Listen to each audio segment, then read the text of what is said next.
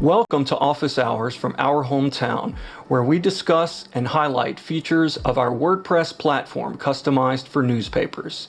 Today, Tyler demonstrates the new audio articles app from Clarke County Democrat, and Vera walks us through the device management for subscribers. Now let's begin by looking at some of the most recent blog posts from the Our Hometown blog. I wanted to highlight one in particular. This is last week's interview that Matt conducted with the lead plaintiff and two of the lawyers behind the antitrust lawsuit against Facebook and Google. It was immensely enlightening, and now we have a featured post with the full interview that I'll show here. Full interview, links to resources that were shared by the panelists during the discussion. So for further reading, and also I've got a listing of chapters if you want to jump to a specific topic given during the interview. And I'll put a link to this page here in the description so you can check out the full interview when you'd like. Turning to our next article, this is the Clarke County Democrat, and this is a publisher highlight we're doing on how they are implementing audio articles. They recently became one of our first customers to incorporate full audio article functionality within their iOS and Android applications. The increasing importance of audio content to news publishers is a trend we will also be discussing today on the Today in News Tech weekly chat. So, Tyler, why don't you go ahead and show us how Clarke County has implemented our hometown's audio articles and playlist features into their mobile apps? So here we have the Clarke County Democrat app. I'm going to allow the push notifications. This looks to be on iOS? Yes. Okay. All right. I'll mute myself and let you. Yeah, no problem. All right. So we've got our setup page here. This is just setting our notification preferences, which this is the big selling point for converting your paper to an app. These push notifications are the best way to keep your readers engaged, to remind them when you post a new story, to keep them checking back in with the site. So let's go ahead and agree to that. Here we have the front page with just all of the stories laid out. Nice, clean layout. So here is the top story. And then if I hit this, it'll automatically jump us to the audio article player. Dixie Wilson Goodwin, 75, of Grove Hill, passed away Friday, February 25th, 2022. And from here, we've got the full audio article library. You can see down in this little headphone button at the bottom, you can see all of the audio article playlists, the auto-generated ones, the playlists that are handled by all of the category pages. When you swipe over and you see notifications, you kind of showed us that where you could select or deselect. Like right now you have them all selected. Okay, so let's check front page, church news, editorial, obits, and sports. All right. Okay, so that means, if I'm interpreting this correctly, that means I'm going to get push notifications for these stories, right? Correct. Once the stories are published, you'll get a push notification. However, you have those set up on your phone. So there'll be a badge, there'll be a drop down on the top of your screen, it'll show up on your lock screen. And yeah, it should update whenever a new story gets published to those categories. Okay, so now my question is, say, 2 weeks has gone by and I'm inundated with editorial stuff. Can I go back in there and uncheck that? Yep. So all the categories are always going to be available at all times, whether or not they're checked. Yes. Perfect. Because this is just controlling which categories go to the notifications. At any time, this app, you're going to have full access to every article. Here's our full editorial. And all the article versions and the playlist versions. Everything's all here in one central hub. I just love how slick this runs. Like it'll backtrack really well. It is nice. I like the way it's all connected to the paywall too. Yeah, I think that's one of our top questions that we get. absolutely. I think it might also be important to note that this is completely built into their main app. There isn't a secondary app that's handling just the Right. audio. We've been able to make this a completely unified experience for the reader. Yep. And everything that goes onto the site immediately goes onto the app. So there's no like extra work that needs done to keep the app up to date. So it's just kind of a set it and forget it thing for the publisher. Exactly. Yep. Beautiful. Beautiful. So you can see every story here on the front page. This is the same that's going to be displayed on the front page of the website. If you hit the menu bar here, you can look at your e-edition, which displays very similar to our e-reader on the site. I swiped over to the audio section. So it looks like the audio section is just constantly going to be your alternate page. So you can either see the paper view or the audio view. So now I'm back in the menu. I'm going to hit notification settings. Here's where you can select which categories you're getting notifications for. So these will appear depending on how you have your overall phone notification set. So you'll either get like a pin or a notification on your lock screen, the drop-down notification, but you can change these at any time, and these just determine what you're going to get alerted to when a new story is published. You can check and uncheck them at any times. You can select all, unselect all. For a lot of our papers that are weeklies, we dump all their articles up at the same time and everything goes live at the same time. Does that mean all of these notifications, depending on which categories they choose, are going to create like a little mini newsletter on their notification page? That is an excellent question. I believe that there is a way that publishers can set the notification timing and frequency. I could be wrong there, but I'm fairly certain that that is a possibility. If not, then yes, just when all the stories get published, you're going to get 27 notifications on your phone. So, but there should be some sort of way to time those out. And it could just be if you're using the app and no people are using the notifications, we can schedule the publishing to be spaced apart a little bit. So you're not getting that rapid fire dinging at 2 a.m. or something.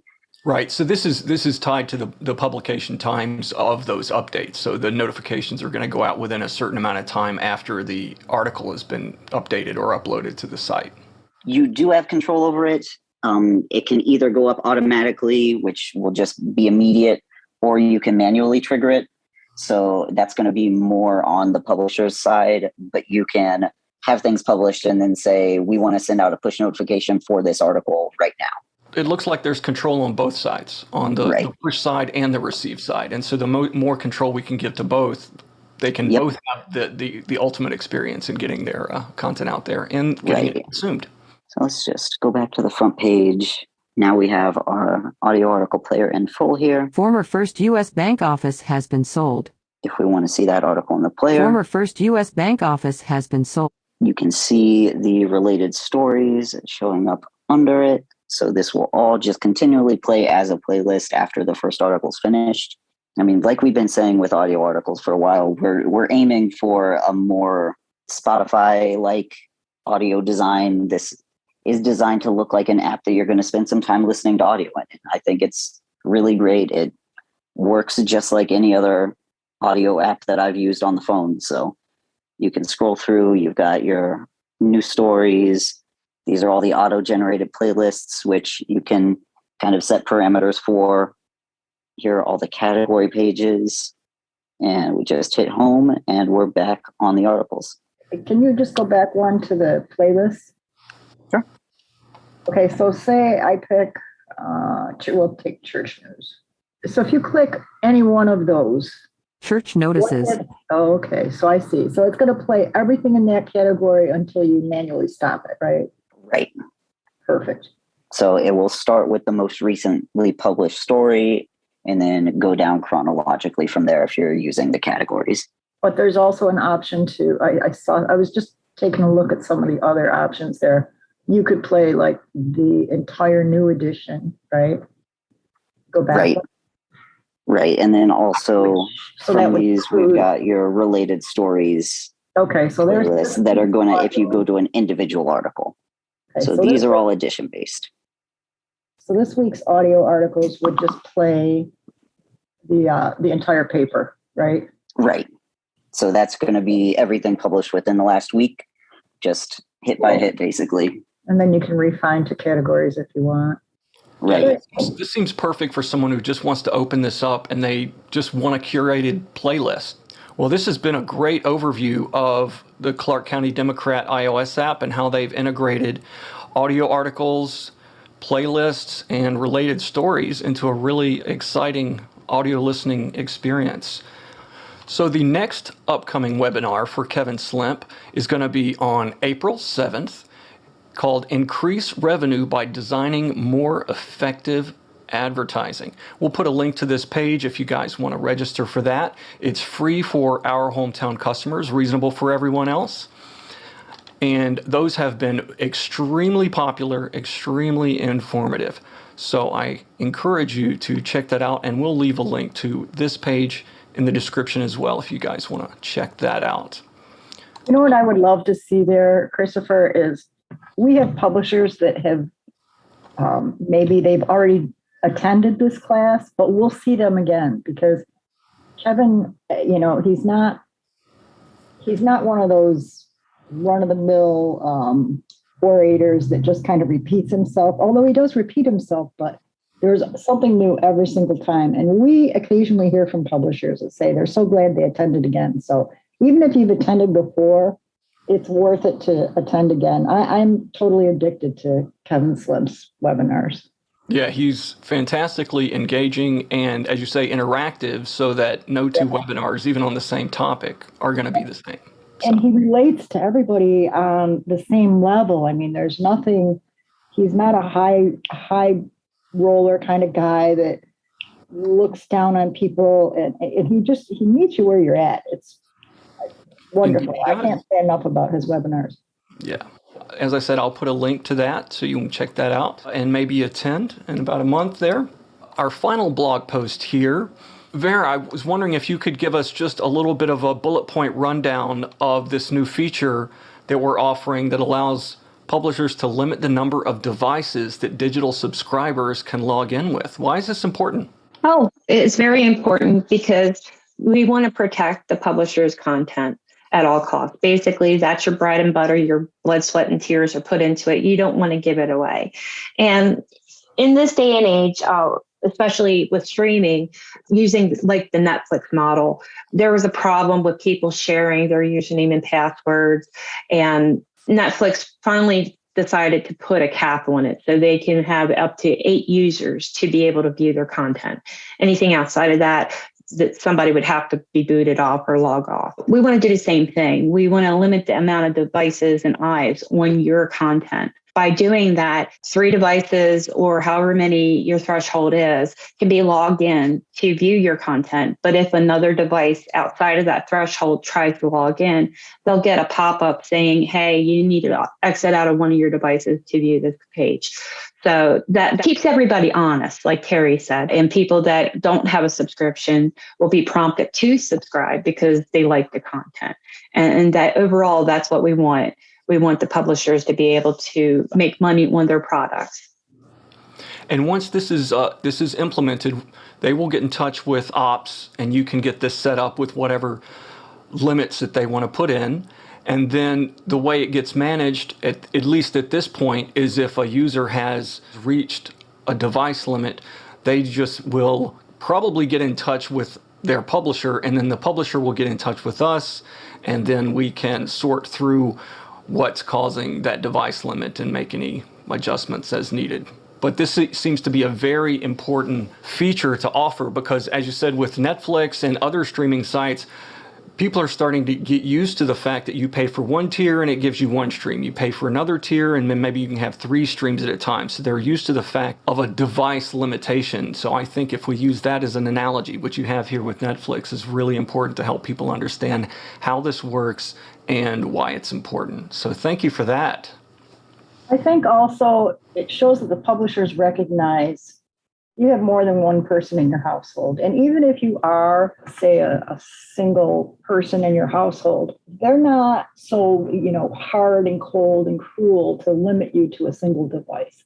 They understand, okay, maybe your mom the next town over also wants to read content and you can share your login with her. It benefits advertisers as well. Yeah. Okay, so you're giving your advertisers more exposure by allowing, say 3 logins as opposed to 1. There was one other thing that I wanted.